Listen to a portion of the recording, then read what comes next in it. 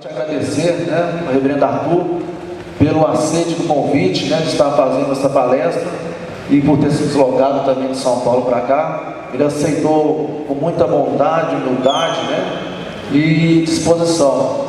E nós queremos que o Espírito Santo de Deus esteja agindo sobre a vida dele, sobre a vida de cada um de nós. A oportunidade agora está com o reverendo Arthur. Meus irmãos, bom dia. A graça e a paz do Senhor Jesus permaneçam sobre a nossa vida hoje e sempre, amém? Amém. Se o pessoal do som quiser dar uma reguladinha no microfone, fique à vontade, tá bom? Bom, primeiro deixa eu dizer do prazer, da alegria, do privilégio que sinto de passar esse dia com vocês aqui, compartilhando um pouco daquilo que Deus tem falado conosco, daquilo que Deus tem feito no nosso ministério. Quero agradecer antecipadamente à Confederação Sinodal do Trabalho Masculino, do Sino do Oeste, Belo Horizonte, pela oportunidade de nos trazer para cá, para passarmos esse dia juntos, especialmente na ocasião do seu Jubileu de Prata, momento mais do que especial e significativo para o trabalho masculino aqui nesta região, e os irmãos dando a nós esse verdadeiro privilégio de participar desse momento histórico aqui com vocês. Como Orestes já disse, eu sou o Arthur, pastor titular da Igreja Presbiteriana do Calvário, que fica na cidade de Sorocaba, no estado de São Paulo. Talvez você já tenha passado por lá. É uma cidade que fica a apenas 90 quilômetros da nossa capital, lá em São Paulo, e onde Deus tem dado a oportunidade de servirmos juntos ali, e de onde também eu trago um abraço fraterno da nossa Igreja do Calvário para todos vocês. Falava agora há pouco com os presbíteros lá da igreja, e eles estão também orando pela nossa vida aqui, orando por este encontro e clamando as bênçãos de Deus também sobre a nossa vida e sobre esse tempo que teremos juntos. Sou casado há 14 anos com o Cristiane, com quem temos 2 filhos, a Júlia, de 11 anos, que está vivendo esta fase de transição tão interessante, não é? Por enquanto é assim que a gente define essa fase. Quando tem 11 anos a gente acha apenas que é uma fase interessante. Então ele está vivendo essa fase de transição para a adolescência. E o Vitor, meu filho mais novo, que tem 5 anos de idade, e mandam também um abraço para vocês aqui. Queridos, além da alegria de estar com vocês, é a alegria de estar também com um amigo de longa data, que é o reverendo Marcelo Alves, e mencionando até o privilégio de dividir essas palestras com ele, mencionar até como que isso começou, e talvez justifique o fato de estarmos aqui e o fato de termos sido convidados juntos para esse momento. Há alguns anos atrás eu era pastor da Igreja Presbiteriana em Santa Bárbara do Oeste, também no interior de São Paulo, e o reverendo Marcelo também trabalhava numa das igrejas ali da cidade. E como ele já estava estudando direito naquela época, e esse assunto da homossexualidade estava tão quente naquela época, principalmente por causa da PL 122, nós resolvemos então proporcionar lá para a nossa igreja um ciclo de palestras e de estudos sobre o assunto, encarando o assunto, porque na verdade, infelizmente, muitas vezes a igreja se sente despreparada para lidar com o assunto e consequentemente acaba não mexendo. Porque afinal de contas, com aquilo que a gente não sabe mexer, supõe-se que é melhor, ou melhor, aquilo que a gente não sabe lidar, supõe-se que é melhor nem mexer. Mas em alguns momentos a gente precisa ter um pouco mais de coragem e seriedade para um encontro como esse, por exemplo, com essa temática. Porque é um assunto que está aí, todas as pessoas estão falando. Nós vamos descobrir nessa primeira palestra da manhã como que a igreja tem contato com esse assunto hoje, e foi justamente então com essa expectativa que eu convidei o meu irmão para fazermos isso na igreja, justamente com esses temas. Primeiro, de uma perspectiva bíblica, teológica, histórica do assunto homossexualidade, e depois de uma perspectiva da lei, do direito civil, da PL 122, que na época estava fervilhando aí os corredores da nação. E de pronto, o reverendo Marcelo topou o desafio, de fato, foi uma grande bênção. Então nós estamos aqui hoje por conta desse encontro que um dia fizemos lá na nossa igreja local, que nos fez tão bem, e louvamos a Deus por ter repercutido também fora de lá. Outra coisa muito importante que quero dizer, queridos, é a importância que o trabalho dos homens, do ministério dos homens para a igreja. Vale lembrar aqui que a Igreja Presbiteriana do Brasil É uma igreja que tem no seu oficialato a figura dos homens, maiores de 18 anos, civilmente capazes, não é? Mas muitas vezes, digo isso como pastor e como homem, muitas e muitas vezes, infelizmente, os homens da nossa igreja têm negligenciado o seu papel, pelo menos lá na nossa região. Talvez aqui em Minas seja diferente, mas pelo menos lá no nosso contexto, muitas vezes é difícil reunir os homens, é difícil conscientizar os homens. Depois, quando nós nos reunimos em assembleia para votar, em quem é que nós temos que votar? Nos homens. Então eu louvo a Deus por uma iniciativa como essa, e no mínimo eu espero que esse encontro traga uma provocação ao coração dos homens, para que sirvamos cada vez mais e melhor, e façamos o papel que Deus nos deu para a igreja, para a família e tudo mais, que outras iniciativas como essa aconteçam.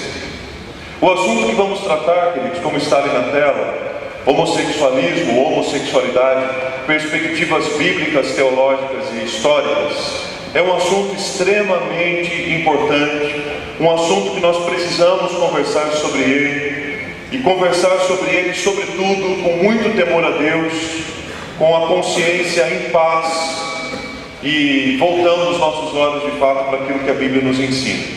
Deixa eu dizer algumas coisas importantes para os irmãos a título de premissas. Primeiro, ouça com muita atenção e com com o sentimento de ser abençoado e edificado por aquilo que tanto eu quanto o reverendo Marcelo e o outro preletor trarão nesse dia. Meu primeiro convite para você é: ouça.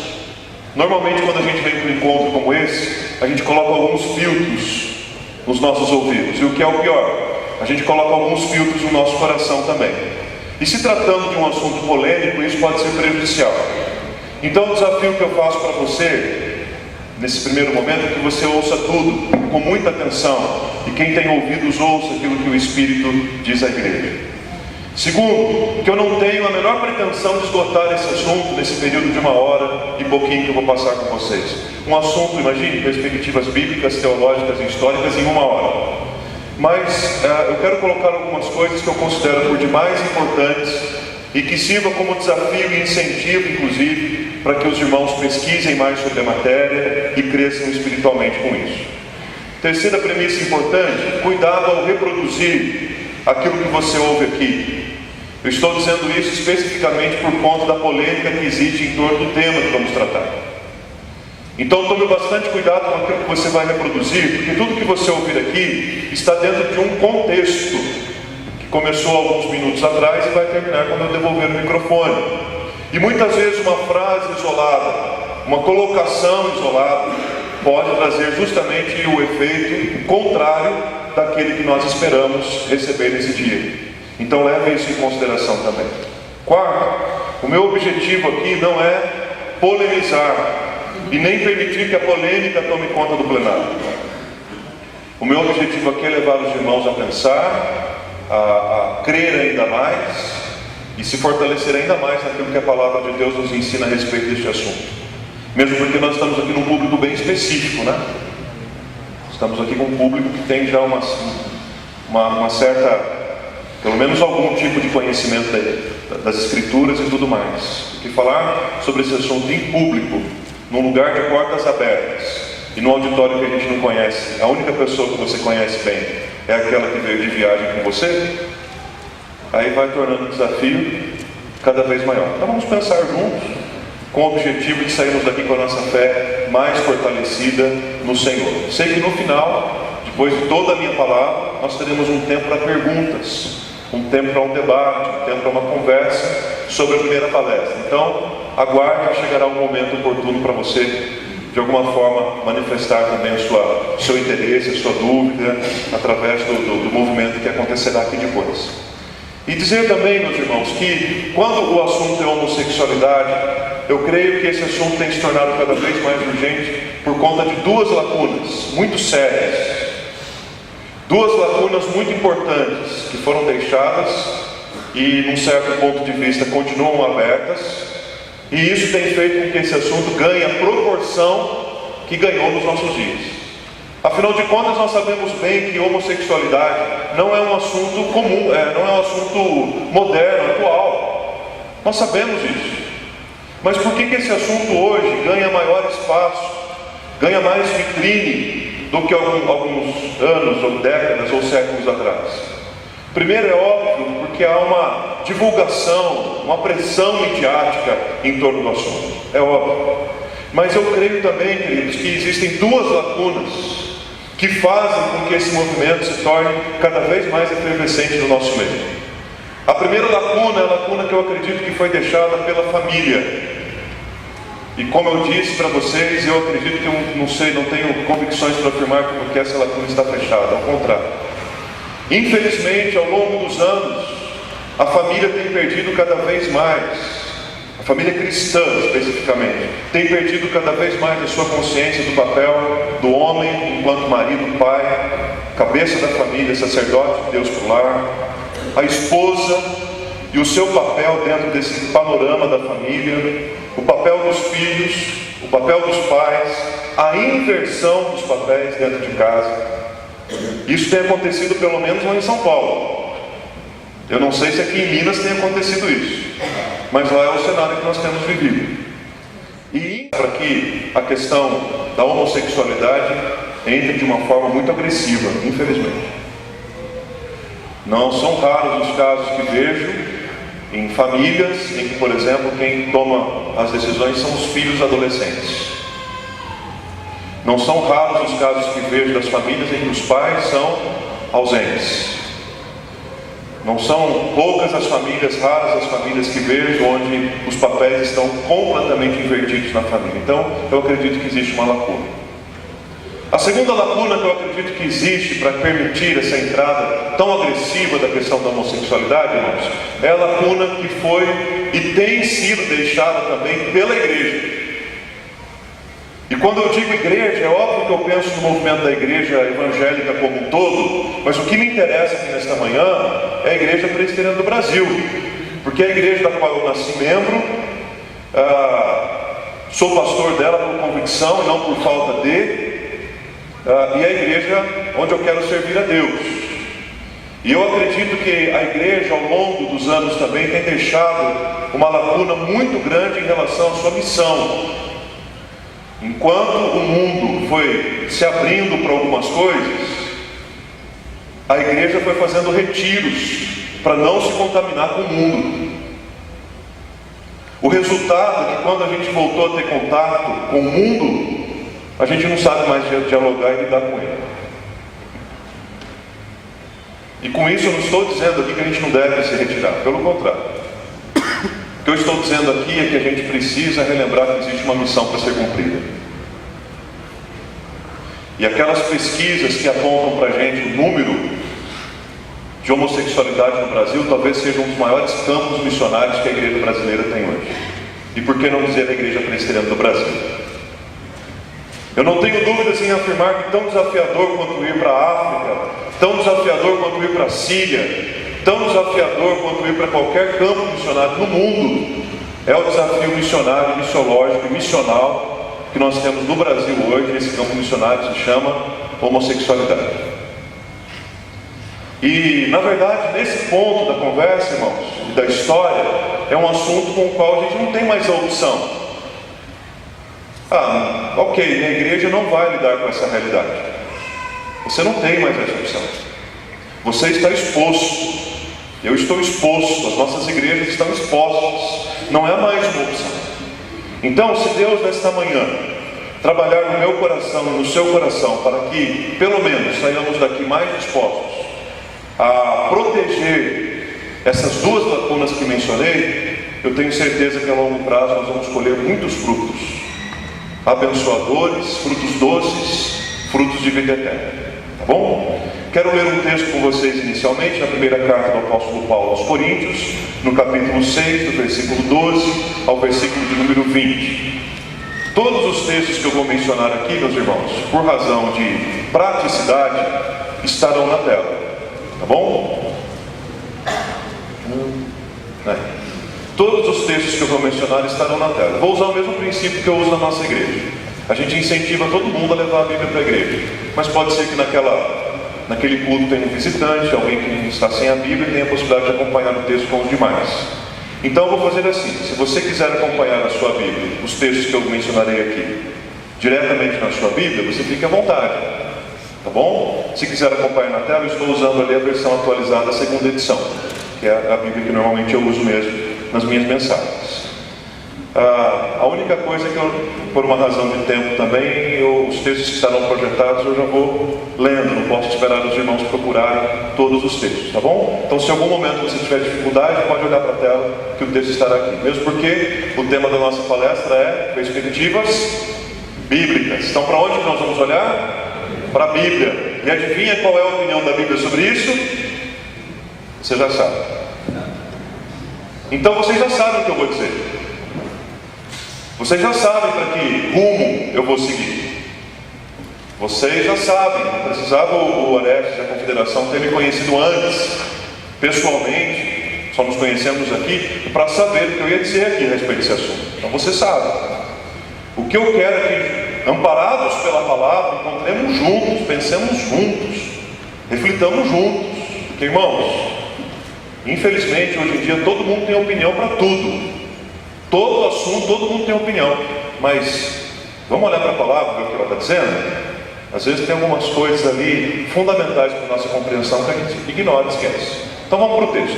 1 Coríntios 6, 12 a 20, o texto diz assim: todas as coisas me são lícitas, irmãos, mas nem todas convêm. Todas as coisas me são lícitas, mas eu não me deixarei dominar por nenhuma delas. Os alimentos são para o estômago e o estômago para os alimentos, mas Deus destruirá tanto estes como aquele. Porém, o corpo não é para a impureza, mas para o Senhor, e o Senhor é para o corpo, da mesma forma como alimenta para o estômago e o estômago para o alimento. Deus ressuscitou o Senhor e também nos ressuscitará a nós pelo seu poder. Não sabeis que os vossos corpos são membros de Cristo? E eu, porventura, tomaria os membros de Cristo e os faria membros de meretriz? Absolutamente não. Ou não sabeis que o homem que se une à prostituta forma um só corpo com ela? Porque, como se diz, serão os dois uma só carne. Mas aquele que se une ao Senhor é um espírito com Ele. Fugir da impureza. Qualquer outro pecado que uma pessoa cometer é fora do corpo. Mas aquele que pratica a imoralidade peca contra o próprio corpo. Acaso não sabeis que o vosso corpo é santuário do Espírito Santo que está em vós, o qual tendes da parte de Deus e que não sois de vós mesmos? Porque fostes comprados por preço. Agora, pois, glorificai a Deus no vosso corpo. Amém, queridos? Eu acho que seria legal lermos juntos esses dois versículos aqui, pode ser? Todos nós? Acaso não sabeis que o vosso corpo é santuário do Espírito Santo que está em vós, o qual tendes da parte de Deus, e que não sois de vós mesmos, porque fostes comprados por preço? Agora, pois, glorificai a Deus. Amém. Glorificai a Deus no vosso corpo. Vamos orar mais uma vez? Querido Deus e eterno Pai, muito obrigado pela Tua presença aqui entre nós esta manhã, pelas bênçãos que o Senhor já tem derramado, pelo Espírito que já tem falado. Pedimos, ó Deus querido, que o Senhor fale de maneira muito preciosa ao coração da Tua igreja reunida aqui, e que a Tua palavra, Deus, se multiplique, se potencialize no coração e na boca dos Teus servos, que saiam daqui, ó Deus, mais convictos da Tua palavra, convictos do Teu propósito e plenamente convictos também a viverem de tal forma que o nosso corpo glorifique o Senhor. Ó Deus, use a minha vida nesse momento, ó Pai, e que a Tua palavra chegue ao coração de cada pessoa e transforme a nossa maneira de pensar e fortaleça as nossas convicções em torno da Tua palavra. Oramos agradecidos por esta oportunidade, no nome santo e bendito de Jesus, o Teu Filho amado. Amém e amém. Queridos, assuntos relacionados à homossexualidade, união homoafetiva e homofobia tomaram conta da opinião pública e da mídia E com isso a pressão aumenta cada vez mais, em nome da aceitação e em nome do que é chamado de direitos iguais. A cada dia que passa, as pessoas estão mais incorporadas, ou melhor, esses assuntos estão mais incorporados às rodas de conversa, aos meios de comunicação e, consequentemente, também à família. Por tudo isso, meus irmãos, a igreja não pode omitir este assunto, nem tampouco fazer de contas que nada está acontecendo ao seu redor. É um assunto que precisa ser tratado com seriedade, com firmeza e com convicção. Se ao longo dos anos a história da igreja teve desafios específicos em lugares e em períodos diferentes, eu não tenho dúvidas em afirmar que um dos grandes desafios para a nossa geração e para essa igreja que Deus levanta no tempo que se chama hoje é a questão da homossexualidade. Essas imagens que eu trouxe aqui, por exemplo, são imagens da conhecida Parada Gay, nome dado ao movimento que reúne homossexuais num dia de passeata em busca dos seus direitos. E essas imagens especificamente são da Parada Gay que ocorreu numa cidade muito próxima a vocês aqui, chamada Belo Horizonte. Esse movimento da Parada Gay cresce a cada ano, aumenta o número de pessoas a cada ano e, consequentemente, cada ano que passa vai ganhando mais espaço na mídia. Por isso, aproveitando até a oportunidade que nós temos aqui, igrejas diversas representadas, federações, comunidades locais, não podemos nos esquecer que esses assuntos precisam sim serem tratados, explicados, discutidos, enfrentados e que eles sejam também motivo da nossa intercessão, motivo da nossa oração constantemente. Mesmo porque, meus irmãos, escutem bem isso que eu vou dizer. Hoje em dia, o assunto da homossexualidade não está apenas do lado de fora da igreja. O assunto da homossexualidade não está apenas do lado de fora da igreja. Basicamente por 4 razões. Primeira razão é que os nossos membros são pessoas que hoje têm no seu círculo de amigos, ou de contatos, ou de algum tipo de relacionamento, pelo menos uma pessoa ou duas que de alguma forma estão diretamente ligadas com a homossexualidade. Seja porque são homossexuais, seja porque apoiam o movimento da homossexualidade. Então eu tenho consciência que as minhas ovelhas falam desse assunto durante a semana, têm contato com esse assunto durante a semana. O professor lá da academia ou da escola é um homossexual. Crianças na escola cujos pais são do mesmo sexo e assim por diante. As pessoas das nossas comunidades hoje têm acesso a esse assunto constantemente, então a igreja não pode omitir-se dele também.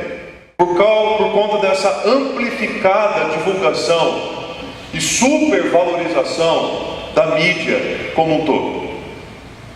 Hoje em dia dificilmente a gente passa ileso um dia sem ter contato com qualquer notícia que tenha a ver com homossexualidade. Seja pela internet, seja pela televisão, seja por um filme, seja até mesmo por um desenho infantil. Enfim, existem diversas estratégias para comunicar essa postura.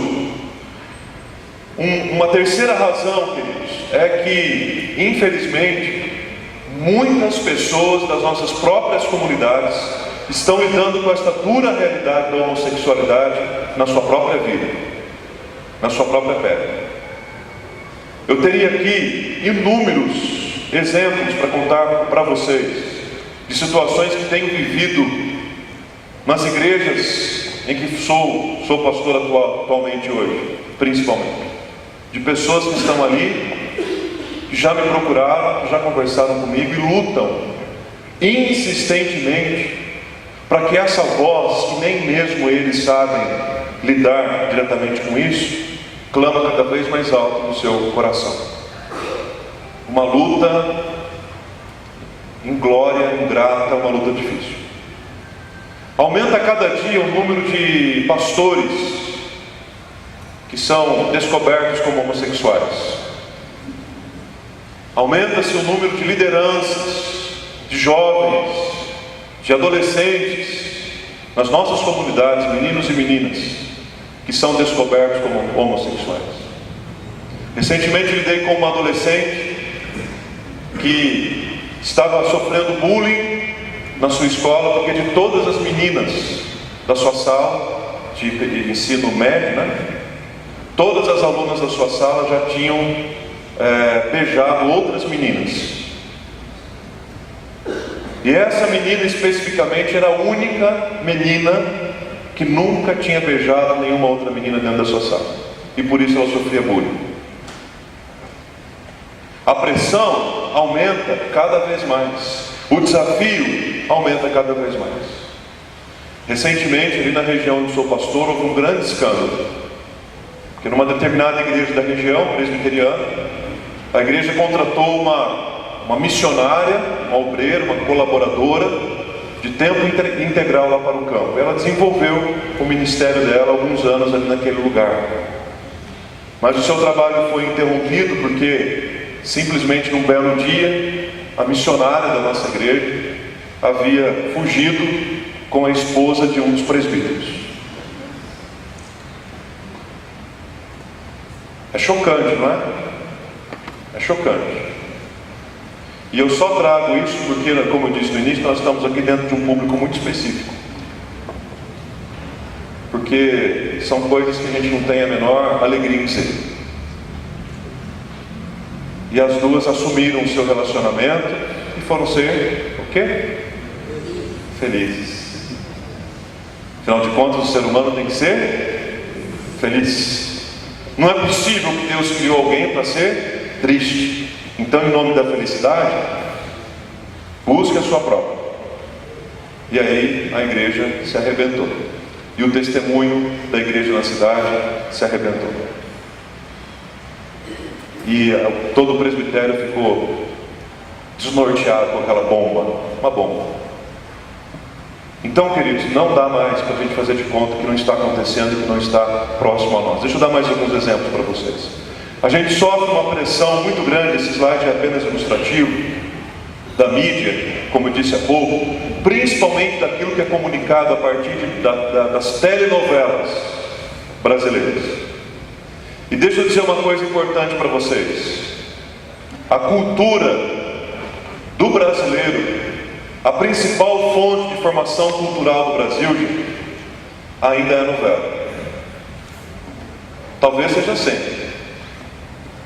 Um dos países do mundo onde mais as novelas fazem sucesso, tem milhares de telespectadores e arrecada muito dinheiro com o comercial, é no Brasil. Então, qual é a melhor estratégia para comunicar um princípio, um valor? Novela. Quantos brasileiros leram, por exemplo, em 2015, um livro? Um livro que foi comprado com o dinheiro dele. Ele não ganhou de ninguém. Foi lá na livraria, comprou um livro e leu como fonte de informação para a sua cultura pessoal. Um bom livro. A gente pode pensar um pouco sobre isso, até mesmo a partir da cultura que existe em torno da leitura da Bíblia. Sobre a nossa prática diária de leitura da Bíblia e quanto tempo de fé a gente tem, quantas vezes a gente leu a Bíblia como um todo. Eu canso de ver pessoas que nunca leram nem o livro de Judas inteiro. Estão discutindo sobre predestinação, nariz inclinado, querendo confrontar a gente nos púlpitos, querendo discutir sobre homossexualidade, querendo ter razão sobre batismo infantil ou não. Não leu nem Judas. Então a própria formação cultural, espiritual, a partir da leitura da Bíblia. Mas quantos brasileiros em 2015 assistiram às novelas? E aqui, gente, não estou falando da emissora A, B ou C, tem todo esse negócio, a Globo do Diabo, isso não é. Não estou trazendo esse negócio, ele comprou com o dinheiro dele, deve ser dele, mas eu acredito que não é esse o foco que eu estou trazendo aqui. O que eu estou dizendo é, existe uma fonte de formação cultural no Brasil muito forte, chamada novela, e já há muito tempo esse recurso tem divulgado a questão da homossexualidade com muita força. A grande diferença é que algum tempo atrás, a figura homossexual em novelas, por exemplo, era talvez uma figura de coadjuvante, ou então de um personagem que era hilário. todo mundo achava engraçado, porque era muito era uma caricatura muito forte. Então as pessoas olhavam para aquele personagem e achavam aquilo engraçado. O problema é que hoje a homossexualidade ocupou o lugar de protagonista. E isso tem sido divulgado e veiculado cada vez mais. Segundo exemplo, um fato que ocorreu em 2011 na cidade de São João da Boa Vista, uma cidade do interior, lá do estado de São Paulo também, próximo ao sul de Minas. O site da UOL registrou que a Polícia Civil de São João da Boa Vista investiga uma forte agressão contra 2 homens, um pai e um filho, que teriam sido confundidos por criminosos como um casal gay. Então, 2 problemas nesse texto. O primeiro problema, o problema da violência contra homossexuais. O pastor Marcelo já vai falar um pouco sobre isso à tarde. Existe sim uma violência deflagrada contra homossexuais, no Brasil e no mundo. Existe, é real. Agora, o segundo problema é que eu tenho um filho de 5 anos. E um dia eu espero que ele faça 15, 16, 17. E ele é muito parecido comigo. Meus 2 filhos são muito parecidos comigo. Então ele tem um ombro largo como o meu, ele tem 5 anos e ele bate aqui em mim, né, nessa altura. Ele nasceu com 4 quilos 950 gramas. As irmãs sabem bem o que é isso, né? Quando ele nunca usou roupa PRN, nem pensar. O nome dele é Vitor. As pessoas chegavam na maternidade para nos visitar, olhavam para o berçário. E da maternidade ele recebeu o nome, passou a ser chamado de Vitão. Depois eu posso pôr até uma foto dele para vocês conhecerem o Vitão. E é assim que ele é chamado desde então. 5 anos ele bate no ombro da irmã que tem 11 anos. Então imagina que ele vai ser um moço grande. E eu corro o risco de um dia sair abraçado com meu filho pela rua e não poder nem ter esse privilégio, porque corro o risco de ser agredido, como o caso desse pai. Um homem de 42 anos perdeu boa parte da orelha direita.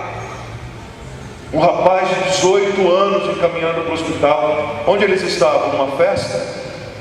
Numa boate? Onde é que eles estavam? Numa feira agropecuária. Então vejam, irmãos.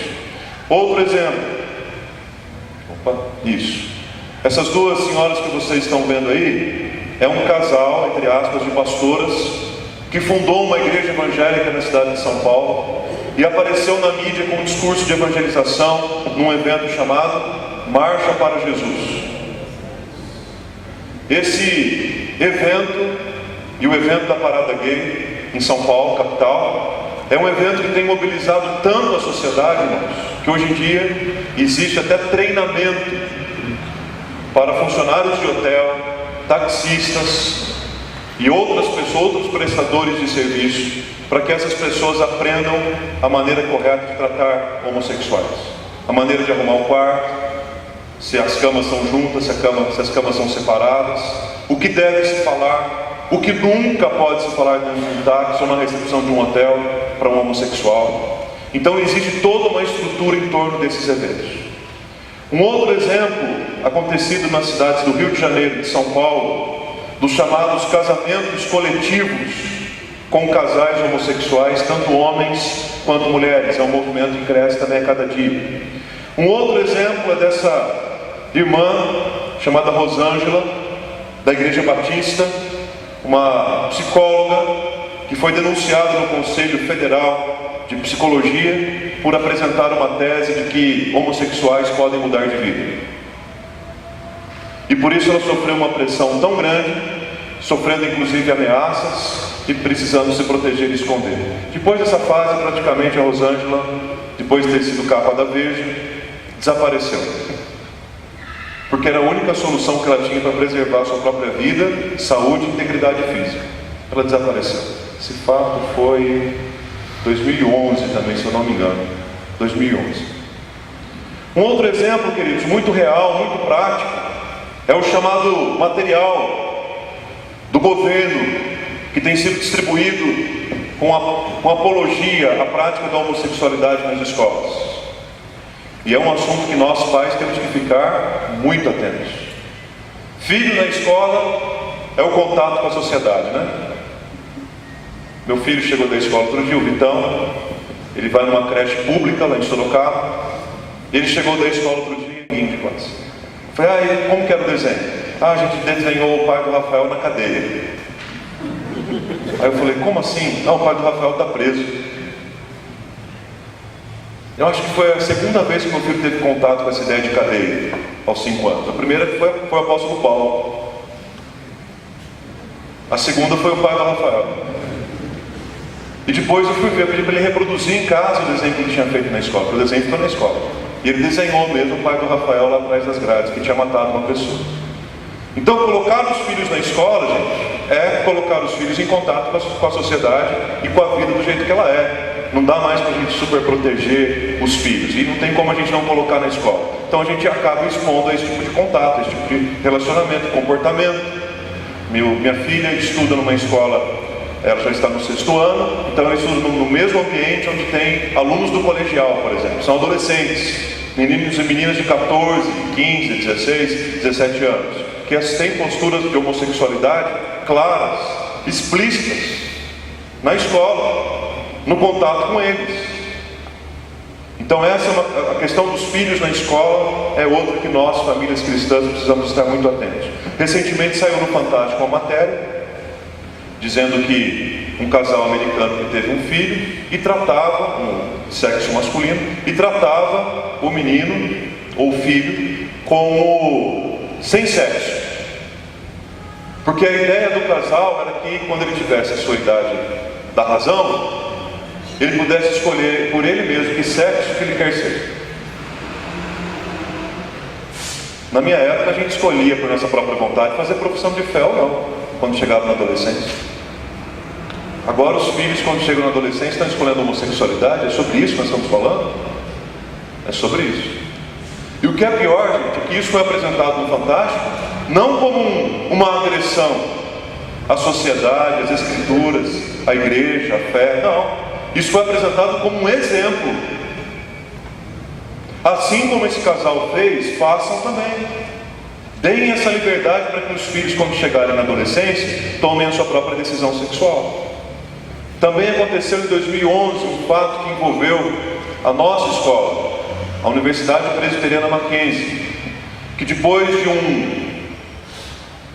de uma publicação de uma decisão oficial da igreja sobre a prática da homossexualidade, feita pelo chanceler na época, o reverendo Augusto Nicodemos, provocou nas principais ruas da Zona Sul de São Paulo um grande movimento de ativistas favoráveis à homossexualidade contra a Universidade Presbiteriana Mackenzie, tendo como alvo principal o seu chanceler. Mesmo porque muitos alunos do Mackenzie são alunos que têm práticas também homossexual.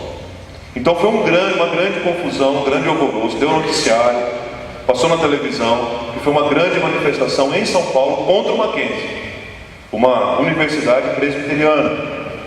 Houve recentemente também, queridos, um caso que eu acho que, creio que marcou o Brasil todo, que foi o caso de alguém que era denominado como pastor, que praticou pedofilia contra o seu próprio enteado, e quando foi pressionado a confessar o que havia feito, ele confessou ser homossexual há muito tempo e era alguém que lutava contra isso. Isso foi há 2 ou 3 semanas atrás. Um caso que chocou não apenas a sociedade, quanto a igreja evangélica também como um todo. Ainda falando de notícias recentes, para exemplificar isso para os irmãos, essa imagem é da capital do turismo do mundo, a capital da alegria do mundo. Uma cidade que, se você nunca pensou em visitar um dia, você vai pensar ainda, que é a cidade de Orlando, nos Estados Unidos, a capital do turismo do mundo, para onde saem voos quase diários de grupos de brasileiros para se divertir lá. Lá aconteceu um terrível atentado, que foi chamado pela imprensa americana de massacre, a uma boate específica para público homossexual na cidade de Orlando, com mais de 50 jovens mortos. Uma tragédia, um massacre. E por último, dentre tantos outros exemplos que eu poderia mencionar, cito aqui para vocês o exemplo de um movimento que a cada dia que passa ganha mais força no mundo e no Brasil exclusivamente. um movimento chamado empoderamento feminino.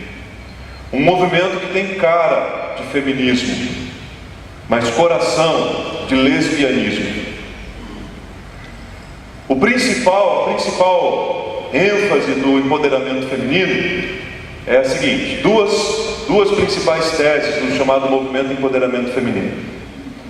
Primeiro, que o empoderamento feminino tem como objetivo dar à mulher o poder que os homens sempre tiveram, naquela visão primitiva de que homem e mulher concorrem, enquanto a visão bíblica é que homens e mulheres cooperam uns com os outros, seja no casamento, seja na igreja, seja na sociedade. Então a primeira ênfase do empoderamento feminino, não sei como anda aqui em Minas esse movimento, mas lá em São Paulo tem um grande evento preparado aqui nos próximos dias, com cantoras poderosas, e para dizer que as mulheres vão receber agora o poder que os homens sempre tiveram. Segunda bandeira do empoderamento feminino: a mulher tem poder para fazer o que ela quiser da sua vida e do seu corpo. O que ela quiser. Porque o seu corpo pertence única e exclusivamente a ela. E não é, pastor? O corpo não é da gente? Nós acabamos de ler que é o Senhor para o corpo e o corpo para o Senhor. E se você é casado, isso ainda tem uma outra dimensão, que é a dimensão conjugal. O meu corpo é do meu marido e o corpo da minha, ou melhor, o meu corpo é de minha esposa. Uma palestra com esse tema, é melhor a gente deixar esses termos bem definidos. Vamos deixar bem claro. O corpo de minha esposa me pertence, o meu corpo pertence a ela, porque com o casamento nós nos tornamos apenas uma só carne. Tenho lidado recentemente com uma família lá da nossa igreja, cuja filha de 17 ou 18 anos a menina cresceu na igreja, aprendeu toda a palavra, colocou esse negócio na cabeça. A primeira providência que ela tomou foi fazer uma tatuagem nas costas. E aqui eu não quero nem entrar no assunto tatuagem. O que eu quero dizer para os irmãos é que a mãe nunca permitiu que ela fizesse. E num ato declaradamente e intencionalmente de rebeldia, porque a mãe não queria, ela fez porque o corpo é dela. E ela faz do corpo o que ela quiser. O ponto de partida para uma discussão como essa é Bíblia. E aí por isso eu quero dizer para você: invista mais tempo de oração orando por alguém que não tem a Bíblia como ponto de partida do que tentando argumentar com ele. Entendeu? Invista mais tempo orando por aquele que não tem a Bíblia como ponto de partida do que tentando argumentar. Por quê? Porque se o pressuposto não é o mesmo, gente, nós vamos chegar em lugar nenhum nunca. Você está conversando com uma pessoa que é homossexual. Você está tentando mostrar para ele que aquela prática é errada diante dos olhos do Senhor. Qual é o fundamento que você vai usar? A Bíblia. Ele vira para você e diz assim: a Bíblia para mim nada mais é do que um livro como qualquer outro, desatualizado, foi escrito por uma cultura, perdeu o seu valor, e os crentes são todos alienados porque ficam seguindo a Bíblia. Pronto, além de você orar pela questão da homossexualidade dele, você vai orar pela questão da fé dele também.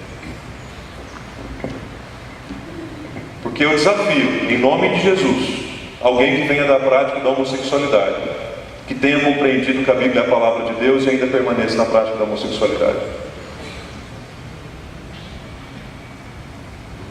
Que tenha visto, enxergado, crido na Bíblia como a palavra de Deus, entendido o amor de Deus pela sua vida e ainda assim consiga viver na homossexualidade. É um desafio tremendo. Terceiro, nós cremos, irmãos, também na igualdade do mal. O que eu quero dizer com a igualdade do mal? Duas coisas. Primeiro, nós cremos que o homem caiu mesmo. Pecado, estou falando. E a homossexualidade é apenas mais uma dentre tantas outras expressões de pecado que a gente tem no mundo hoje. Apenas mais uma. Agora, o que eu quero dizer com a expressão igualdade de pecado? Eu quero dizer que diante de Deus não existe o pecadinho, que a gente faz por bem. Sabe qual é? Aquela mentira para ajudar. Não é o pecado, não há pecado e não tem pecadão. Então, a homossexualidade é um pecado. Todo mundo ouviu isso, entendeu? Segundo a Bíblia, a homossexualidade é pecado, e é um pecado como os demais pecados. Você cometeu um adultério, você pecou tanto quanto o homossexual pecou. Porque essas escalas estão aqui, ó. Na nossa mente, elas são formadas a partir de estruturas culturais e sociológicas nossas. Mas diante do Senhor tem uma verdade bíblica que diz que todos pecaram e carecem desesperadamente da graça de Deus. Todos nascemos em pecado. É assim que fomos concebidos. Todos. Jesus morreu na cruz não porque a gente cometeu o pecado, porque a gente é pecador. O último pressuposto, igualmente importante, e isso que dá razão de eu estar aqui, ter viajado esses quilômetros para falar com vocês, porque nós somos um povo que crê na redenção também. Eu creio. Não sei se você crê. Eu creio. Eu creio na redenção. Jesus morreu na cruz. Eu creio nisso ainda, acredita? Tem gente que ainda crê nisso, que Jesus morreu pelo pecado de pessoas injustas. O sangue foi derramado, o madeiro foi manchado, suas mãos foram perfuradas, sua cabeça foi ferida, o seu lado foi rasgado. E sabe o que é mais impressionante? Era para ter sido a minha mão, os meus pés, a minha cabeça, o meu lado, mas foi o dele, porque ele morreu no meu lugar. Eu creio nisso e creio mais. Eu creio que a morte não foi capaz de detê-lo, porque ao terceiro dia ele ressuscitou. Eu creio na ressurreição dos mortos. Sabe onde ele está agora? Ele passeia entre as fileiras dessa igreja. E ele habita no coração daqueles que creem nele. Esse é Jesus, o Filho de Deus. Então, já que eu creio nisso, irmãos, eu preciso crer que existe redenção. Sabe por quê? Porque primeiro, Jesus Cristo fez isso na minha vida. A Bíblia fala que Ele redimiu, que Ele redime, que Ele faz. Eu creio na palavra, mas Ele me redimiu também. Não do pecado da homossexualidade, mas Ele me redimiu do pecado. Eu, pecador, e o Senhor Jesus me redimiu pela sua graça. A única coisa que eu posso fazer é responder a Ele com serviço. E é o que eu tenho tentado fazer com o meu ministério. Servir a Deus através do meu ministério pastoral como resposta àquilo que Deus fez por mim. E o fato de estar com vocês aqui hoje também é expressão disso, servir. Então eu creio sim. Se você perguntar, pastor, o senhor crê que um homossexual pode mudar de vida? Pode, eu creio. Porque eu creio na obra redentora de Jesus. E a partir do momento que eu afirmar que o homossexual nunca pode mudar a sua conduta, a sua vida, o seu comportamento, a sua postura, eu estou colocando em descredibilidade a obra redentora de Jesus na cruz do Calvário por mim. Eu creio. Existe todo um processo, tá bom? De tratamento, de cura, de acompanhamento, para o resto da vida. A gente vai falar um pouquinho sobre isso mais no final da palestra. Mas que eu creio. Então, meu irmão, você que está aqui, se você não crê em qualquer uma dessas 4 colunas, eu vou dizer que daqui para frente você vai ter bastante dificuldade de ouvir minha palestra. Tá? Porque essa palestra está alicerçada nessas 4 colunas aí, tá bom? Então, já que há perspectivas bíblicas, históricas, teológicas, deixa eu passar por algumas delas, tá bom? Primeira perspectiva bíblica que eu quero lembrar a vocês é aquela que está descrita no primeiro livro da Bíblia, o livro do Gênesis, capítulo 1, versículos 26 a 28. Nós não entendemos a homossexualidade como uma expressão que glorifica a Deus, porque, primeiramente, nós cremos na criação. Deus criou os céus e a terra, Deus criou o ser humano, e o que diz a palavra sobre isso? Também disse Deus: façamos o homem à nossa imagem, conforme a nossa semelhança. Tenha ele domínio sobre os peixes do mar, sobre as aves dos céus, sobre os animais domésticos, sobre toda a terra, e sobre todos os répteis que rastejam sobre a terra. Criou, pois, Deus, o homem, à imagem de Deus o criou. O que Deus criou? homem e mulher. Então, primeira perspectiva bíblica é que Deus criou homem e mulher. Nós cremos nisso. É o que a palavra de Deus diz em Gênesis capítulo 1. Certo? Nós cremos que Deus criou desde o princípio homem e mulher. Segunda perspectiva bíblica importante, ainda em Gênesis, agora no versículo 28 do mesmo capítulo 1. A família, queridos, é um projeto de Deus. E a família, enquanto projeto de Deus, significa dizer algumas coisas. Primeiro, que a família foi estabelecida muito antes do que um povo. A família foi estabelecida antes da nação, antes de Israel, antes do povo, eleito, amado, chamado, mas a família foi estabelecida primeiro. A família foi estabelecida antes de um outro projeto muito importante de Deus chamado igreja. A família é um projeto do coração de Deus. E dentre os propósitos que Deus deu à família, é o propósito que marido e mulher tornem-se uma só carne, homem e mulher. Tornar-se uma só carne, querido, só é possível num relacionamento heterossexual.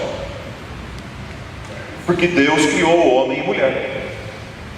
Tornar uma só carne e viver como família, como projeto de Deus, é isso, além do mandamento de Deus sobre o crescer e multiplicar. E Deus os abençoou e lhes disse: sede fecundos, multiplicai-vos, enchei a terra e sujeitai. Dominai sobre os peixes do mar, dominai sobre as aves do céu, dominai sobre todo animal que rasteja pela terra. Família é projeto de Deus para a nossa vida.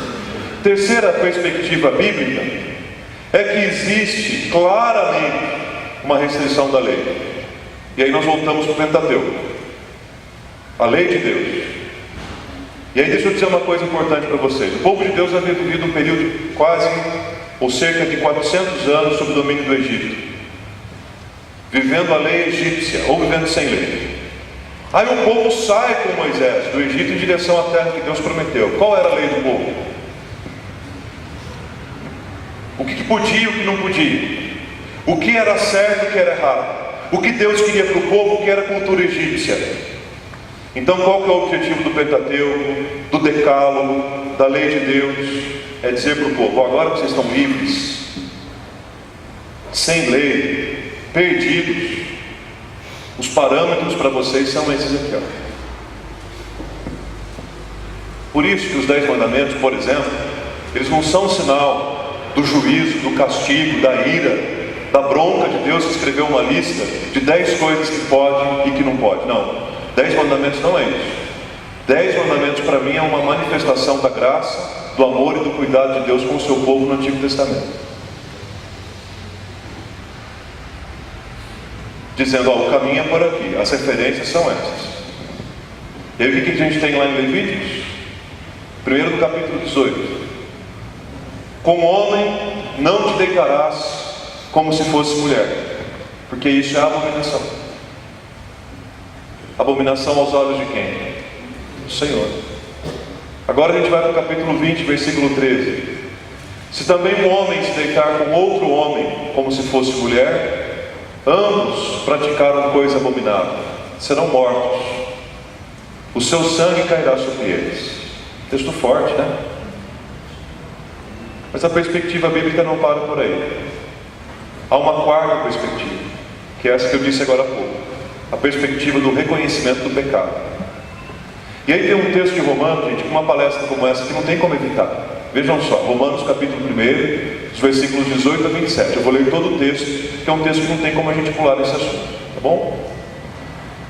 A ira de Deus se revela do céu contra toda impiedade e perversão dos homens que detêm a verdade pela injustiça. Você sabe que esse texto foi escrito pelo apóstolo Paulo, para os discípulos de Jesus que moravam em Roma. E se você estudou já um pouquinho de história, bíblica ou não, você sabe como era Roma nesses dias.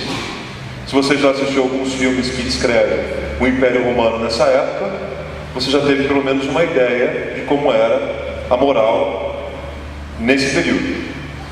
Porquanto o que de Deus se pode conhecer é manifesto entre eles, porque Deus lhes manifesta. É fonte de bênção. Primeiro, quando ela acontece dentro do casamento. Sexualidade fora do casamento, seja por precocidade ou por adultério, é um grande desastre. A sexualidade é uma bênção. Sexo é bênção, dentro desses parâmetros estabelecidos pelo Senhor. Então, muito da perversão homossexual, ela está relacionada à falta da convicção daquilo que realmente Deus estabeleceu para a sexualidade. Notem que o problema é muito mais forte do que a gente consegue imaginar. Eu já li esse texto com os irmãos. Vou pular essa parte aqui. Sexta perspectiva bíblica, a perspectiva da santificação da nossa vida. Diz lá em Romanos capítulo 6, versículo 4, dentre tantos outros textos, que nós somos sepultados com Ele na morte pelo batismo, para que, como Cristo foi ressuscitado dentre os mortos, pela glória do Pai, de que maneira que a gente deve andar, gente? Em novidade de vida. É assim que a gente foi chamado para andar. Tá bom? Efésios capítulo 4, vou ler apenas uma parte dele. Isto, portanto, digo e no Senhor testifico, que não mais andeis como também andam os gentios, na vaidade dos seus próprios pensamentos, obscurecidos de entendimento, alheios à vida de Deus, por causa da ignorância em que vivem pela dureza do seu coração, os quais, tendo se tornado insensíveis, se entregaram à dissolução, para com avidez cometerem toda sorte de impureza. E aí o texto segue, eu vou ler só aquela primeira parte.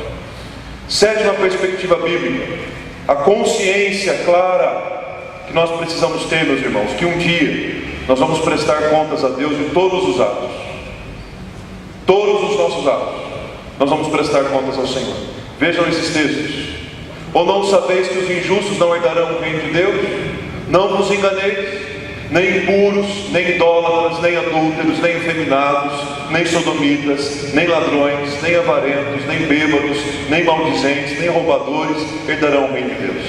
Essa lista poderia ser muito maior. A grande questão que eu quero mostrar aqui é que haverá prestação de contas diante do trono de Deus. Pedro, tendo Cristo sofrido na carne, armai-vos também vós no mesmo pensamento, pois aquele que sofreu na carne deixou o pecado, para que no tempo que vos resta na carne, já não vivais de acordo com as paixões dos homens, mas vivam de acordo com a vontade de Deus. Porque basta o tempo decorrido para teres executado a vontade dos gentios, tendo andado em dissoluções, concupiscências, borracheiras, orgias, bebedices, detestáveis idolatrias. Por isso, difamando-vos, estranham que não concorrais com eles ao mesmo excesso de devassidão, os quais vão prestar contas àquele que é competente para julgar vivos e mortos. Versículo 5, eu vou repetir. Os quais vão prestar contas àquele que é competente para julgar os vivos e os mortos. E por fim, Apocalipse 21:8. Quanto, porém, aos covardes, aos incrédulos, aos abomináveis, aos assassinos, aos impuros, aos feiticeiros, aos idólatras e a todos os mentirosos, a parte que lhes cabe será anulada no que arde com fogo e enxofre, a saber, a segunda morte. Próxima perspectiva, a perspectiva do arrependimento e da restauração, aquele elemento da redenção que eu falei para vocês agora há pouco. E esse texto de Paulo em Romanos capítulo 7 é impressionante, né? Porque eu sei que em mim, na minha carne, não habita bem nenhum, contrário do que o povo diz hoje. Eu sou bom, eu sou bonito, eu sou o cara, todo mundo é bom. O que Paulo está dizendo? Não tem bem nenhum em mim, pois o querer o bem não está em mim. Porém, ou melhor, porque não faço o bem que prefiro, mas o mal que não quero, esse eu faço. Mas se eu faço o que não quero, já não sou eu quem faz, mas é o pecado que habita em mim. Por aí o texto segue. Desventurado o homem que sou, é a conclusão que ele chega no versículo 24. Quem me livrará do corpo desta morte? Mas no versículo 25 ele explode em confiança na redenção. Graças a Deus por Jesus Cristo nosso Senhor, de maneira que eu, de mim mesmo, com a mente, sou escravo da lei de Deus, mas segundo a carne, da lei do pecado. Impressionante. Última perspectiva bíblica, a perspectiva de qual é o propósito para o qual nós somos criados. E aí nós voltamos àquela velha lembrança de sempre, né? Qual é a primeira pergunta do breve catecismo?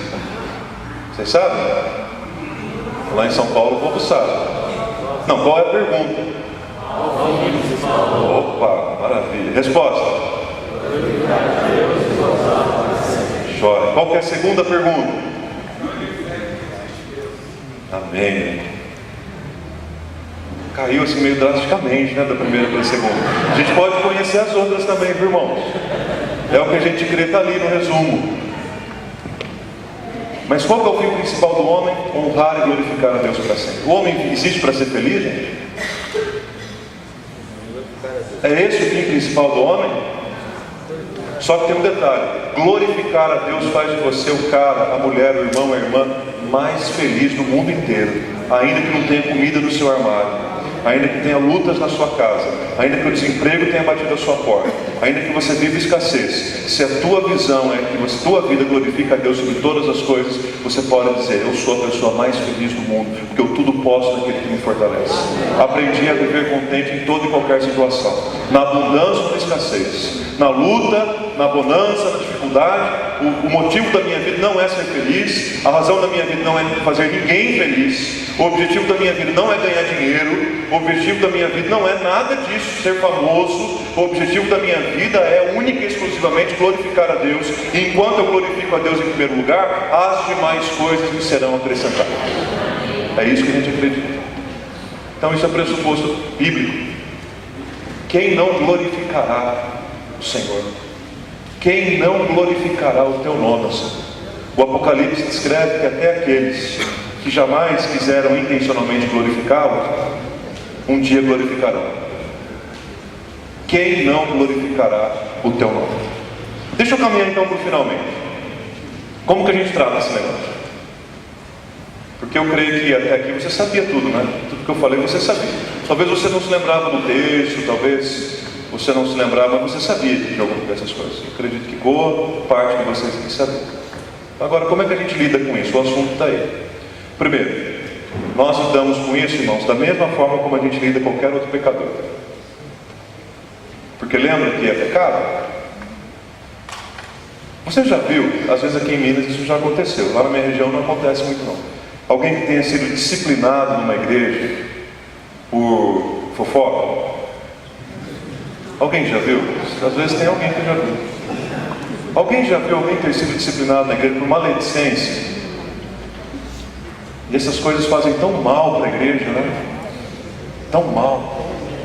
Teve um momento no meu ministério que a maledicência quase me destruiu. Quase. Mas a gente normalmente vê outros tipos de disciplina acontecendo, né? Então como é que a gente precisa tratar esse negócio? Da mesma forma com essas pessoas, ou melhor, da mesma forma como a gente trata outros pecadores. Tem alguns textos, mas eu quero já caminhar para o final, não vou mencionar todos. Como é que eu devo tratar uma pessoa homossexual? Como eu trato qualquer outra pessoa, com dignidade e com respeito. Agora, se as pessoas têm dificuldade de se relacionar até porque torcem por times diferentes, você imagina a questão homossexual. Aliás, me disseram que a maioria aqui é atleticana, é isso? Não. Por essas que me falou. Não. Totalmente enganado.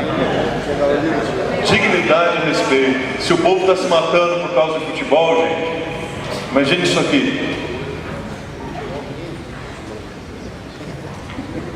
Sem acepção de pessoas. Esse texto lá de Tiago diz isso com muita clareza, né? Sem acepção de pessoas. Fazendo acepção de pessoas, cometeis pecado. Tá? É o que diz lá em Tiago, capítulo 2, versículos 8 a 10 principalmente. Tá? Considerados como transgressores diante da lei de Deus. Aquele que guarda toda a lei, mas não peça em um único ponto, se torna culpado de toda a lei, por toda a lei, né? Como tratar, gente? Como Jesus trataria? E como que Jesus trataria isso? Nesse momento, eu faço questão de mencionar apenas ali João 8. Eu creio que Jesus trataria da mesma maneira como ele tratou a mulher adúltera, desarmando aquele pessoal que ia apedrejar. Cuidado, viu, meu querido? Não entra nesse negócio não de graça, de movimento para cá, protesto para lá. Aliás, tudo no Brasil de uns anos para cá virou protesto, né? Se essa moda pega nas igrejas, daqui a pouco o pessoal está protestando contra o conselho. Uma manifestação lá contra o conselho da igreja. Já pensou? Tudo é protesto. O governo toma uma decisão, protesto. Aí o governo volta para a decisão, protesto, porque o outro grupo agora é que ficou. Vamos para a rua, vamos quebrar coisa. Vamos fazer um movimento, subiu a passagem, vamos lá, vamos cuidar desse tipo de movimento. Vamos falar umas verdades para esses homossexuais lá na rua. Cuidado. Ao invés de Jesus expor a mulher samaritana, que estava exposta para aqueles que adúltera, desculpe, ao invés de expor a mulher que já estava exposta na roda daqueles apedrejadores, Jesus minimizou o impacto dos apedrejadores quando ele se abaixou no chão e começou a escrever na areia. Sei lá o que ele escreveu. O que eu sei é que enquanto os caras faziam o maior barulhão para apedrejar a mulher, ele simplesmente estava abaixado escrevendo. Eles acharam que Jesus não tivesse ouvido e falaram de novo: escuta, você vai ficar escrevendo na areia, a gente apresentando um negócio tão sério como esse? Jesus minimizou a questão. Porque tratamento de pecado, gente, começa no particular. Cuidado com essa história de exposição pública. Como tratar? Sem julgamento temerário. Não dá para você olhar para um homossexual, por exemplo, e dizer: está vendo? Mais um pervertido aí dessa pessoa. No mínimo, eu sugiro que você marque um café com ela e procure conhecer um pouco melhor a sua história. Que não justifique o seu comportamento, mas que não vai me levar a fazer julgamentos temerários, porque isso é pecado diante de Deus também. Como tratar? Trate também sem discriminação e sem preconceito. Qualquer forma de discriminação ou preconceito, seja qual for, desagrada a Deus, além de ser crime. Tá bom? Tem um texto mencionando isso aí. Na tratativa também com a questão da homossexualidade, expresse o amor de Deus sobre todas as coisas, principalmente o amor de Deus declarado em João capítulo 3, versículo 16. Que Deus amou o mundo, e porque amou o mundo, deu o seu Filho. Trate também, gente, com coragem. Nós não temos razões para sermos cúmplices nas obras infrutíferas das trevas. Antes, reprovar. Alguém perguntou sua opinião? Fala! Ensina seu filho a falar.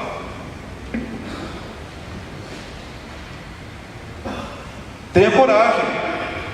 Desde que você não seja preconceituoso, violento, mal intencionado. Alguém perguntou sua opinião? Diga. Lá na nossa cidade tem um programa de rádio lá, feito por um radialista assim, muito polêmico, aquele cara que gosta de fazer aquelas matérias sangrentas e tal. Mas é um jornal assim, de 2 horas de duração no rádio. Imaginem vocês, que tempo precioso.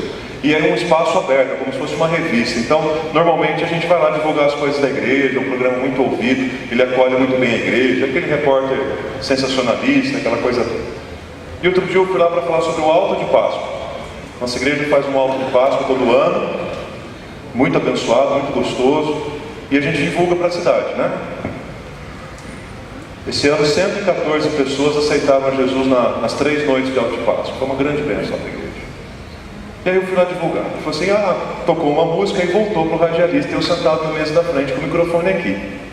Aí ele falou assim: aproveitando aqui a presença do pastor Arthur Fernandes, nós vamos perguntar para ele aí sobre essa questão da homossexualidade. Fui lá para falar do Alto de Páscoa. Porque tem esses movimentos, né, pastor? Esses movimentos, o pessoal vai para a rua, parada gay, não sei mais o que. Então nós vamos aproveitar a presença do irmão aqui, que representa uma igreja importante para a nossa cidade, para ele dizer qual que é a visão dos presbiterianos sobre a homossexualidade. E aí? Eu gosto muito de rádio. Depois do púlpito, um dos melhores lugares que eu gosto de estar em rádio. Mas a minha voz embargou, disse: e agora? Quando você vai preparado, eu vim para cá preparado para falar isso para vocês. Agora eu fui lá para falar sobre a Páscoa.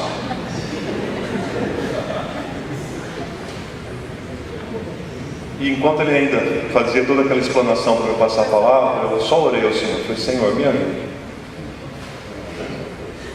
para que eu não deixe de falar aquilo que eu preciso falar nesse microfone. Por mais que isso desagrade uma série de ouvidos na sociedade, mas eu não creio que o Senhor me trouxe aqui nessa manhã e me deu essa oportunidade, com o microfone aberto. Nossa região metropolitana lá tem quase 3 milhões de habitantes, onde essa rádio é ouvida, para eu dizer que eu não estou muito certo. Só que essa oração foi muito mais rápida, porque você sabe que no rádio é tudo dinâmico, né? Então toda essa oração, credo apostólico, foi tudo muito em 3 segundos. Mas Deus me deu a oportunidade de dizer, não a respeito dos movimentos, mas eu disse para eles, gente, porque a respeito do que a gente crê. Claro, muita gente que ouviu deve ter ficado escandalizada, mas eu ainda tenho liberdade para dizer isso no meu país. Porque se a gente não puder fazer um evento como esse que a Confederação está promovendo aqui, gente, para com essa história de democracia brasileira, que já está tão ferida, e vamos embora para casa mesmo. Porque a gente não pode vir no nosso tempo para falar sobre o que a Bíblia está falando, sobre um assunto da nossa geração, então é melhor a gente parar. Então, precisa ter coragem. O pastor Marcelo dizia ontem, nós temos plena tranquilidade em falar que nós estamos não apenas dentro da lei de Deus, nós estamos dentro da lei do nosso país. Nós não estamos ferindo nenhuma lei da nação falando sobre esse assunto aqui. Então, coragem, tá? Não tenha medo. Seja coerente também, que a palavra de Deus habite em seu coração de tal forma que aquilo que você fala tem reflexo naquilo que você vive. Meu irmão, se você não tem o pecado da homossexualidade, mas tem algum outro pecado público que compromete o testemunho do Evangelho de Jesus, resolve primeiro sua vida e depois vai falar da homossexualidade, tá bom? É um conselho pastoral que eu dou para você, que eu daria para as minhas ovelhas, para os meus filhos. Se tem alguma coisa na sua vida que está escandalizando o Evangelho publicamente, primeiro para você ser coerente. Depois a gente vai falar alguma outra coisa para alguém. O que é de fórum íntimo não estou me referindo aqui, mas estou dizendo que se tem alguma coisa na sua vida que escandaliza o Evangelho, seja coerente primeiro. Trate disso também com moderação. Extremismo é perigoso em tudo quanto é área da vida. Cuidado com o extremismo. A palavra de Deus diz claramente: seja a vossa moderação conhecida de todos os homens, perto está o Senhor. Deixa eu concluir com algumas implicações aqui para a igreja. Vou passar aqui rapidamente, vou abrir mão da tela. Primeira implicação para a igreja é que nós não podemos impedir qualquer pessoa homossexual de entrar nas nossas igrejas.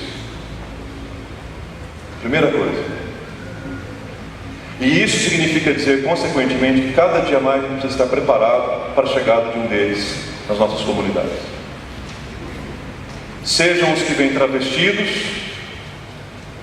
sejam os que vêm dentro do armário, mas a igreja não tem condições de dizer, você não pode entrar por causa da sua conduta. Pelo contrário, eu creio que Jesus diria que se ele se encontrasse com um homossexual, tem uma igreja ali que você precisa conhecer. Queria que Jesus indicasse uma igreja dos pecadores. Segunda implicação para a igreja. Se a gente não sabe lidar com isso, vamos procurar quem sabe. Aqui eu quero mencionar 2 movimentos muito importantes. O primeiro movimento chamado Moses, Movimento pela Sexualidade Saudável. Você encontra no site as informações que você precisa. O segundo é o movimento presbiteriano de um pastor missionário chamado Abelardo. Não sei se vocês já tiveram contato com ele. Ele trabalha especificamente com o público de caminhoneiros, prostitutas e homossexuais. Eu sei que inclusive ele estava desenvolvendo um trabalho com prostitutas no centro de Belo Horizonte.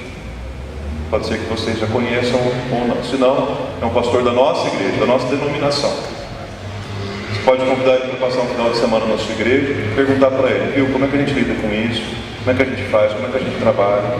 Quantas das nossas igrejas ficam, gente, a metros de esquinas de prostituição das nossas grandes cidades? A minha igreja é uma, não está a, imagine, 500 metros de uma rua ironicamente chamada Cordeiro, onde é o principal ponto de prostituição e homossexualismo na zona oeste de Sorocaba, que é onde fica a minha igreja, a minha casa, onde eu moro. Fica ali. Muitos crentes, quando terminam o culto, passam exatamente naquela rua. Qual que é o desafio para a igreja do Calvário em relação àquela rua? Por outro lado, e isso o pastor Marcelo vai se aprofundar também, nenhuma igreja é obrigada a aceitar esse comportamento homossexual, principalmente nas suas dependências. Você não pode impedir que eles venham, entrem, sentem do seu lado, participem do culto, mas isso não significa que você concorda, é isso que eu estou querendo dizer. Tá bom? Nenhum ministro religioso, nenhum sacerdote de qualquer religião pode ser constrangido a realizar uma cerimônia de casamento entre duas pessoas do mesmo sexo. Mesmo que vale a pena lembrar que não é o ministro quem casa ninguém, quem casa um casal é o cartório. O ministro, seja de qualquer religião que for, o que ele faz na cerimônia de casamento é invocar a bênção de Deus sobre o casal. Quem casa é o juiz.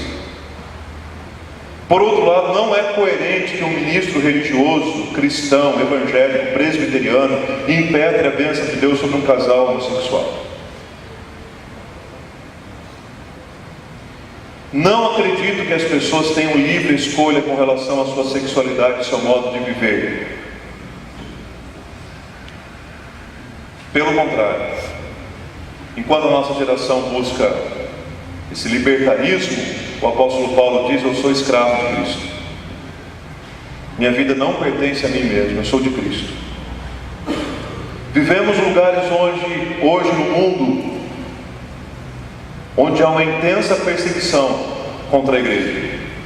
E eu acredito que uma das maiores manifestações de perseguição contra a igreja brasileira não é se as portas do templo estão abertas ou fechadas, se tem gente andando com a Bíblia na rua, ou se tem cristão sendo colocado na parede de tortura.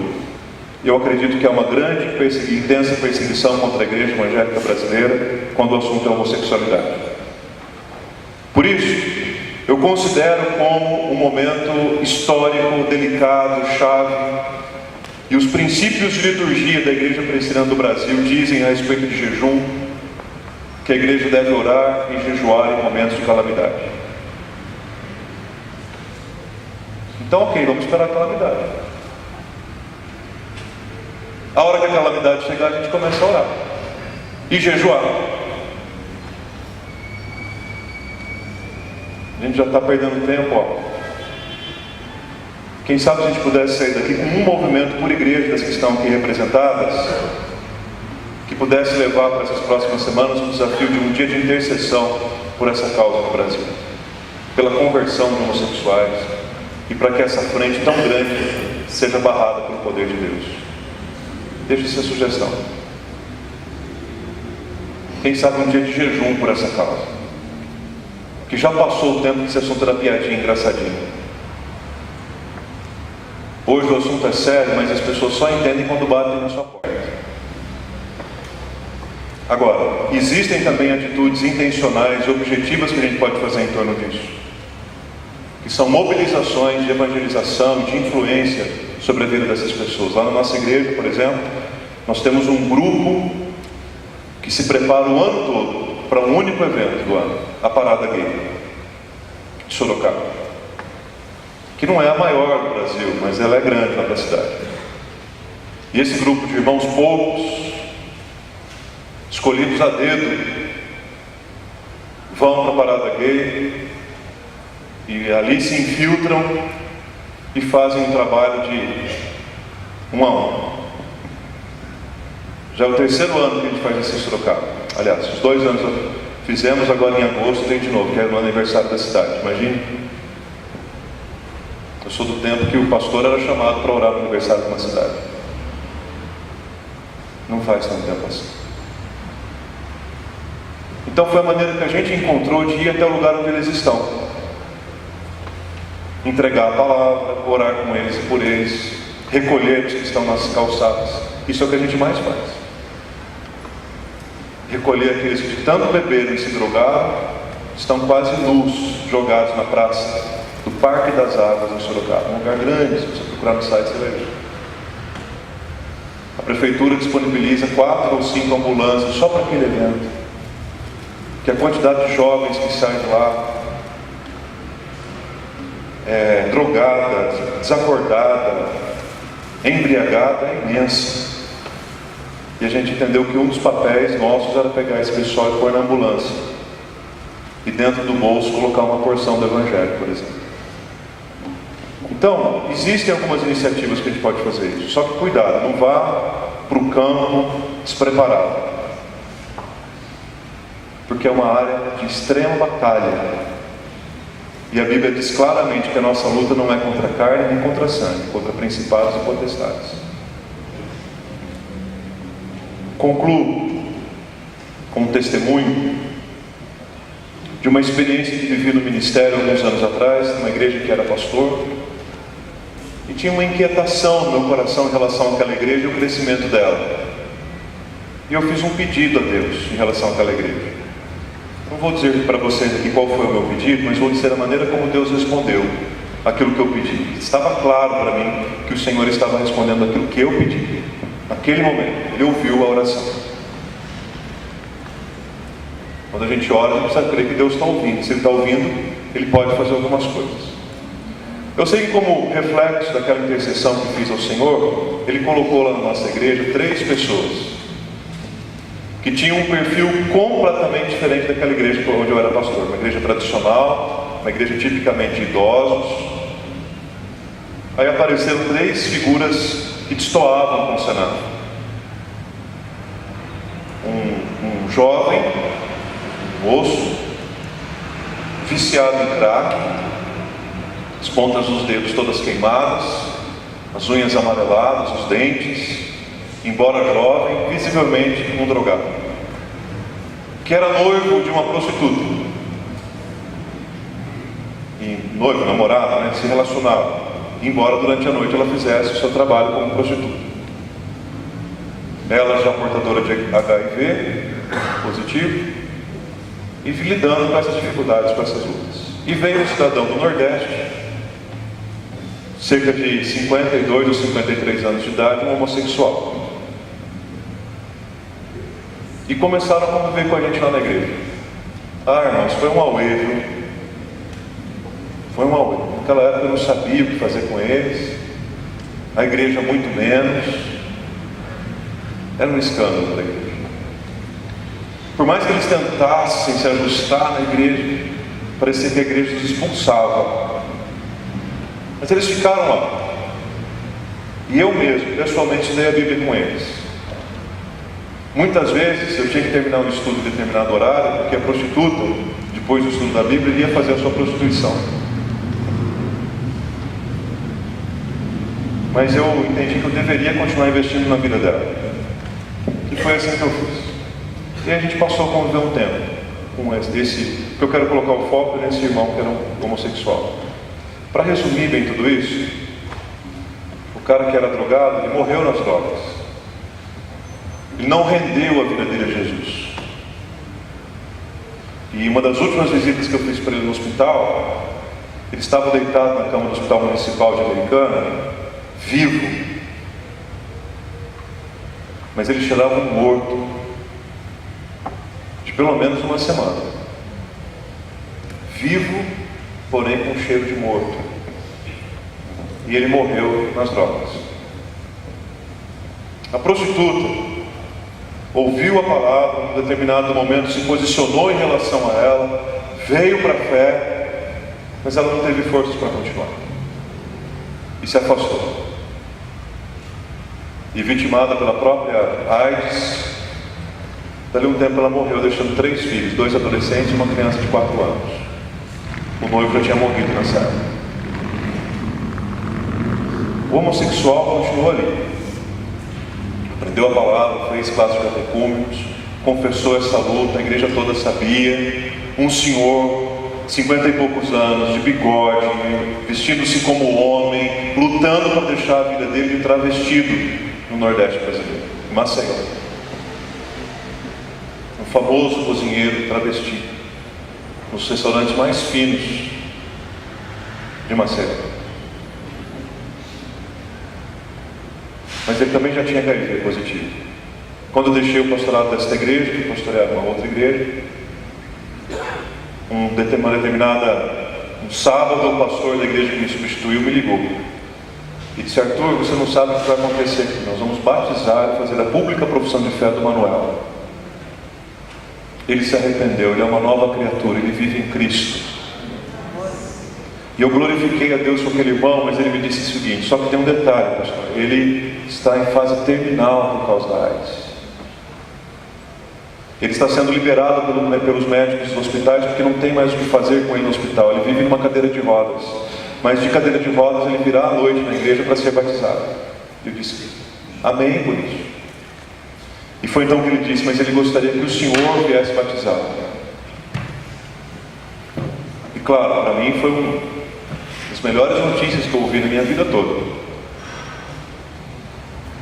Mas eu tinha minha igreja, era sábado. Expliquei, reuni o meu conselho domingo de manhã, expliquei para o pessoal todo o contexto. Não tinha um outro pregador para me substituir naquela noite. As igrejas ficavam talvez cerca de 20 quilômetros uma da outra. E o conselho então combinou comigo o seguinte: eu começaria o culto na minha igreja e já começaria com a pregação. A igreja foi orientada também. Então nós começamos o culto assim: boa noite, irmãos, vamos abrir o texto aqui, vamos meditar. A primeira meia hora do culto foi a pregação. Terminada a pregação, eu saí, o povo recolheu o dízimo, cantou louvores, orou junto, continuou o culto depois. A pregação já tinha sido feita. E eu cheguei na metade do culto na outra cidade. Quando eu cheguei, o pastor lá estava terminando a mensagem para passar do batismo para a profissão de fé. E Deus me deu a alegria de ver o Manuel naquela cadeira de rodas, pele e osso, afetado profundamente pela doença. Lágrimas, saliva, suor se misturavam. Mas raras vezes eu vi um olhar tão convicto na fé em Jesus Cristo que eu vi aquela noite. Ele professou publicamente a sua fé, foi batizado. E na noite, domingo para segunda-feira, o Manuel morreu.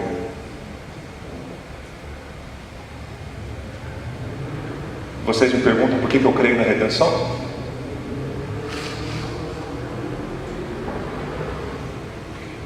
Eu creio na redenção porque o nosso Deus está vivo e Ele prevalecerá para sempre, ainda que todas as forças do inferno militem juntas. Nenhuma delas prevalece mais do que o poder de Cristo Jesus. Por isso, meu irmão e minha irmã, igrejas representadas aqui, dobrem os joelhos por essa causa. Porque eu creio num grande despertamento da igreja, e cada vez que eu ouço falar do avançar do movimento da homossexualidade no Brasil, eu vejo um campo missionário, uma oportunidade para a igreja avançar ainda mais. E as portas do inferno não prevalecerão contra ela. Vamos ficar em pé e vamos orar?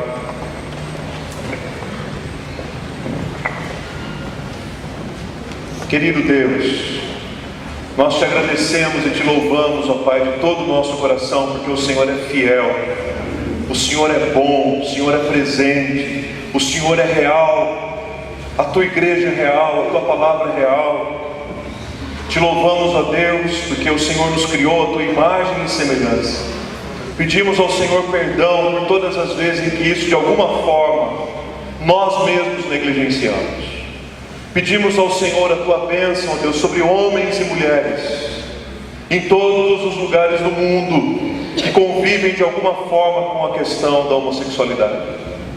Pedimos, ó Deus, que a redenção em Cristo Jesus se manifeste de maneira clara, poderosa e definitiva, Senhor, na vida dessas pessoas.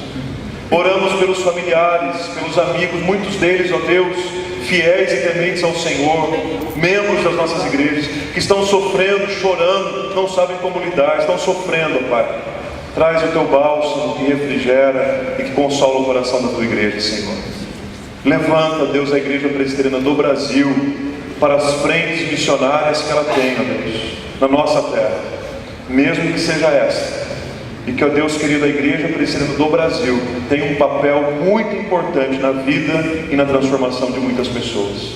Realiza isso, Deus, através de nós, pelo poder do Teu Espírito Santo. Sobre esse assunto, mais do que nunca dizemos: não por força, nem por violência, mas pelo meu Espírito, diz o Senhor. Em nome de Jesus, amém e amém. Deus te abençoe, obrigado pela sua atenção, que Deus continue falando com você nesse dia.